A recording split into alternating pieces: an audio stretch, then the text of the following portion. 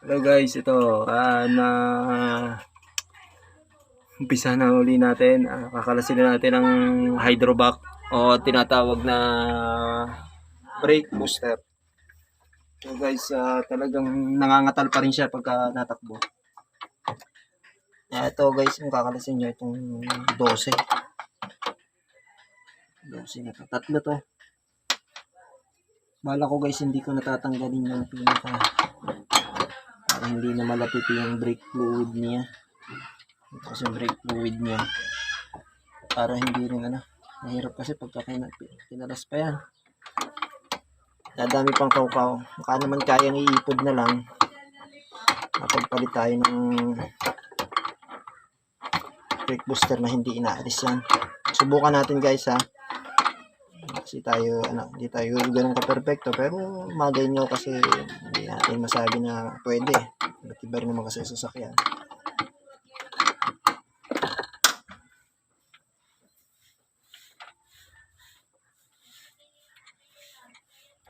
So guys, hindi nagbabawas ng brake fluid. Kaya sa tingin ko itong ating ito ay hindi siyang magiging problema natin. Yung mga kit nito sa tingin ko good pa naman. Kasi kung yan ay hindi good, magbabawas yan ng fluid. Hindi mo siya magbabawas guys.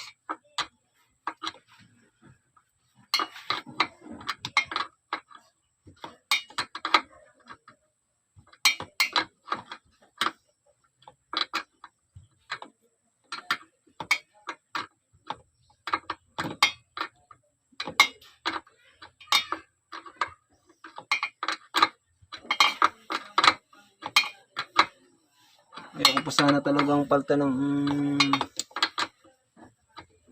brake booster. Kasi guys, nakita ko yung hose, may tama siya. Bali gatuna. Daliwa na yung niya, gatla. Ngayon, sinubukan kong bumili ng bago. Ito yung ito bago na siya. Ganun pa rin guys wala tayong magagawa kundi diagnose talaga natin. Ito na yun. Then isa pa, sumisipol siya. Buhay ang aircon, napakan mo ang brake, nangangatal siya.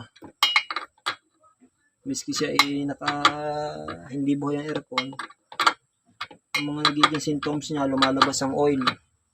Ibig sabihin ng pressure ng oil sa ilalim ng crankshaft, mga crankshaft bearing, yun ang pupuntiryahin ng pag walang pressure ang oil natin sa ilalim ng engine. Yun ang sisirain niya.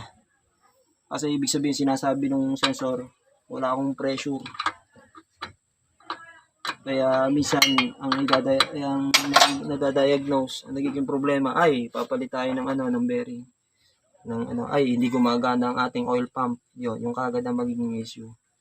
Pero minsan hindi natin ma-diagnose ng ayos. Ito pala ang pinaka-main na nagiging problema. Kaya bumibigay ang ating Kaya iba nag-overhaul, binabaklas, tinatanggal. Yung pala ang problema nandito lang. Kaya maganda. Mapanood nyo itong aking tingnan nyo rin. Isa sa magiging issue ng inyong sasakyan. Maganda, makakatulong guys. Yun guys, parang sinadya to na meron talaga siyang kahalasan guys.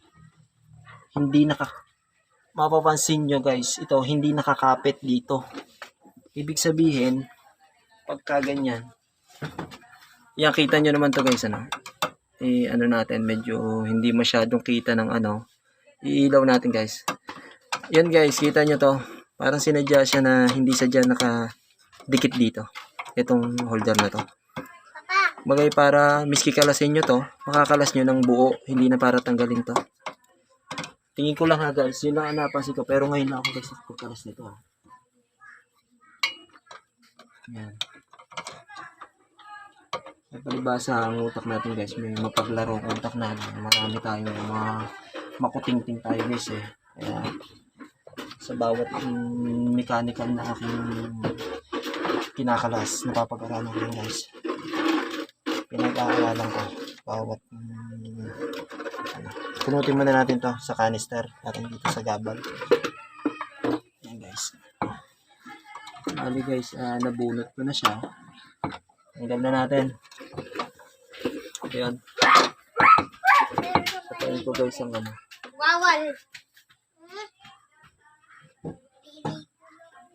May konting dumi.